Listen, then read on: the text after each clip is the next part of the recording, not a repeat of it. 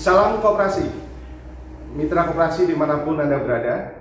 Hari ini kita akan membahas tentang definisi koperasi. Telah hadir di sebelah kita ada Mas Heliana dari Purwokerto yang merupakan seorang praktisi koperasi yang juga merupakan ketua dari Kopkun, Koperasi Karya Utama Nusantara. Selamat datang Mas Hedi. Oke, terima kasih. Ini adalah acara perdana dari mitra koperasi. Kita akan membahas tentang dasar-dasar atau definisi koperasi. Nah, menurut Mas Heli sendiri sebenarnya definisi koperasi itu seperti apa sih? Ya. Terima kasih Mas Apip. Jadi membahas koperasi ini membahas sesuatu yang menarik sebenarnya. Kenapa? Karena koperasi merupakan barang yang sudah selalu ada di masyarakat. Kita datang ke RT bicaranya koperasi. Kita datang ke pertemuan ibu-ibu yang dibahas koperasi. Bahkan kalau kita lihat di papan desa itu, salah satu program dasa Wisma Desa itu adalah menghidupkan kegiatan perkoperasian. Gitu kan. Masalahnya kemudian memang sebenarnya banyak orang yang nggak paham koperasi itu apa sebenarnya, gitu kan. Kita sering ketemu, bahkan saya dengan teman-teman mahasiswa, mereka bertanya, koperasi itu apa sebenarnya, gitu kan. Karena kemudian itu dibicarakan banyak orang, tapi kemudian ya sampai saat ini kita belum lihat juga wujud koperasi yang baik. Kalau kita bahas mengenai koperasi, sebenarnya banyak sudut pandang yang bisa kita ambil. Nah, sesi hari ini kita coba akan diskusikan mengenai definisi koperasi dari dua sudut pandang. Yang pertama, definisi koperasi dari sudut pandang ICA. Apa itu ICA? International Cooperative Alliance, itu lembaga koperasi dunia. Dan yang kedua adalah definisi koperasi menurut undang-undang.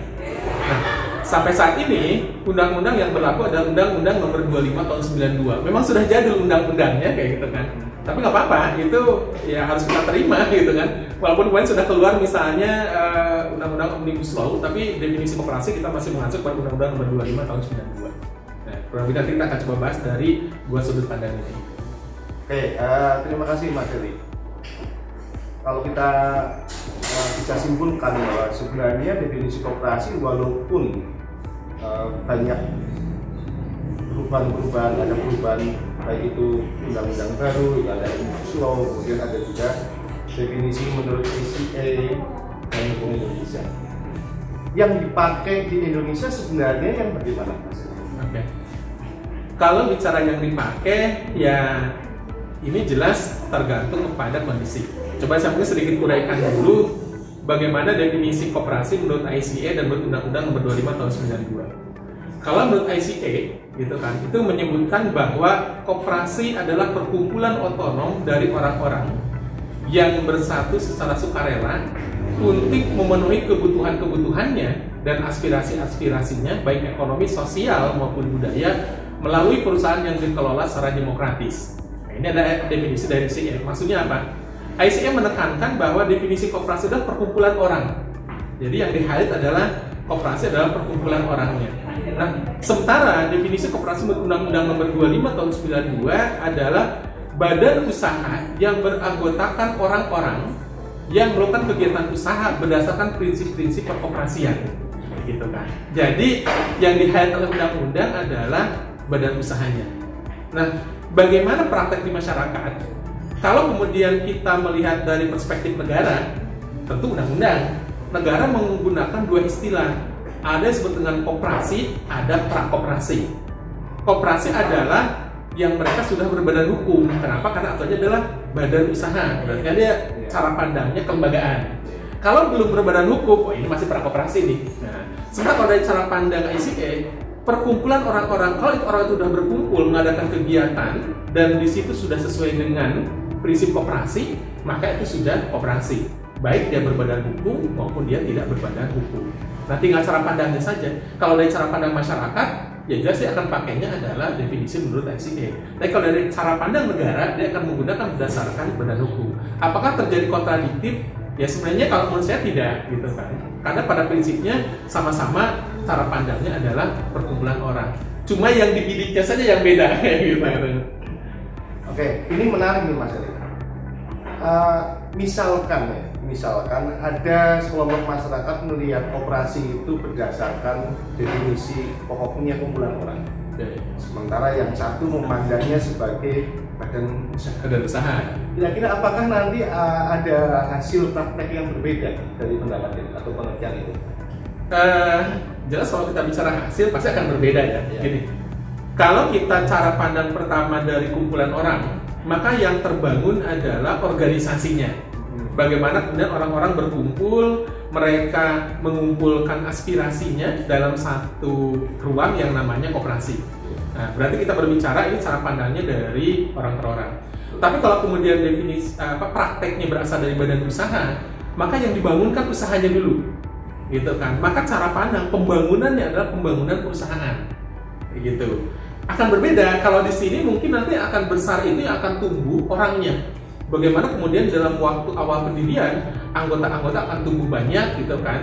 Kemudian keterlibatan dari anggota juga akan lebih banyak, walaupun mungkin usahanya belum begitu besar. Nah, kalau di sini dengan cara pandang badan usaha akan tumbuh adalah perusahaannya. Dari yang perusahaan kecil, pembukaan modal, kemudian menjadi perusahaan besar, walaupun mungkin partisipasi anggotanya rendah. Gitu. Nah, ini kan akan berbeda. Cara membangunnya akan berbeda, gitu. Apakah yang dibangun orang-orangnya dulu atau yang dibangun perusahaannya dulu? Oke. Dari dua cara pandang ini, apakah ini ada kaitannya dengan banyaknya berita-berita koperasi tentang maraknya penipuan? Apakah itu sebagai efek dari cara pandang yang salah atau memang itu hanya sekedar oknum, Mas? Saya melihat itu dua hal ya. Yang pertama, memang ada oknum yang mencoba untuk memaknai koperasi dengan cara yang mudah, gitu kan. Wah, ini sebuah badan usaha yang mudah perizinannya digunakanlah kemudian mereka untuk melakukan usaha yang mungkin merugikan masyarakat. Tapi di satu sisi, ini juga memperlihatkan bahwa kesadaran masyarakat terhadap berkoperasi itu masih kurang. Pemahaman mereka bahwa koperasi adalah perusahaan milik bersama itu belum muncul. Padahal baik dari cara pandang sudut ICA maupun dari cara pandang undang-undang sama-sama berbicara ini adalah perusahaan milik anggota.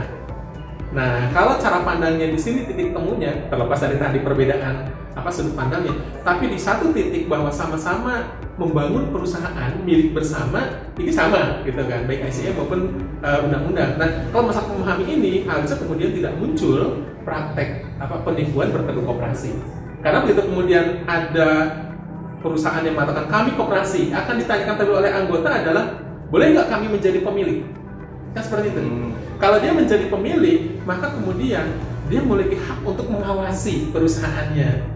Di titik itu selesai itu, ketika mungkin boleh terjadi penipuan karena saya juga ikut mengawasi selaku pemilik koperasi.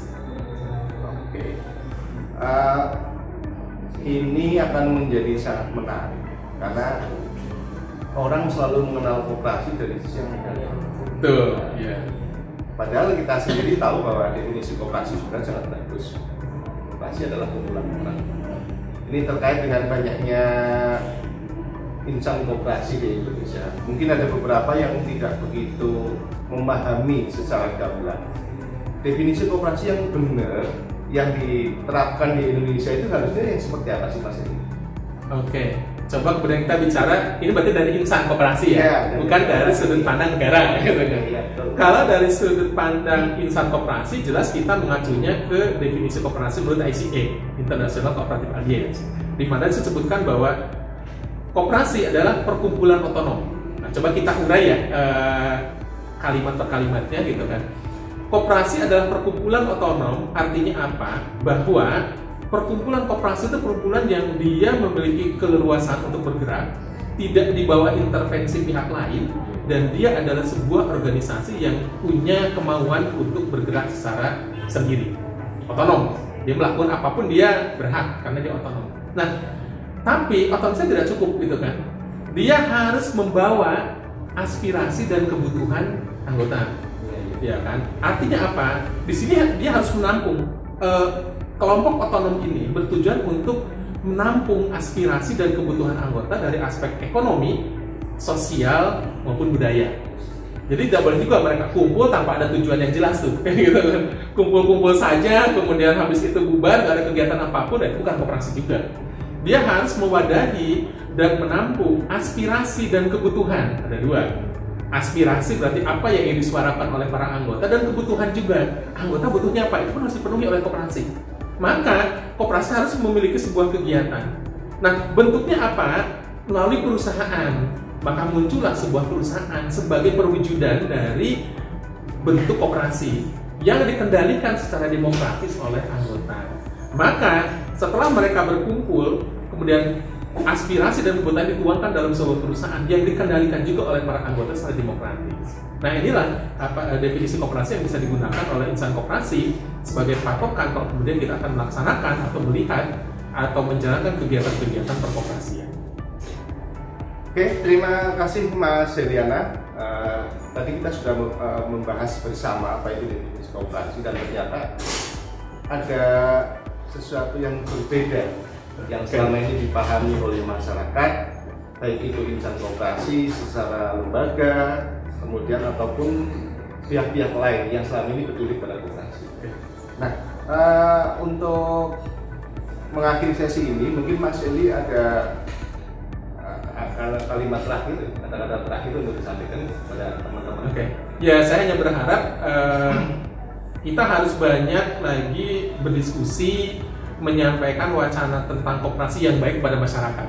Nah, karena tugas kita insan koperasi melakukan edukasi, memberikan pemahaman kepada masyarakat tentang perkoperasian yang benar. Oke, terima kasih. Oke, terima kasih Mas Juliana, mitra koperasi dimanapun Anda berada. Demikian tadi bahasan kita tentang definisi koperasi. Apa saja dan bagaimana sih sebenarnya definisi koperasi dari berbagai sudut pandang, kemudian juga dari hal-hal lain yang selama ini masih belum dipahami oleh masyarakat. Kita akan bertemu lagi di kesempatan berikutnya. Demikian pembahasan kita kali ini tentang definisi koperasi. Kita akan berjumpa di topik selanjutnya tentang perkoperasian. Salam koperasi. Terima kasih Mas Eli. Iya, sama-sama. Terima kasih.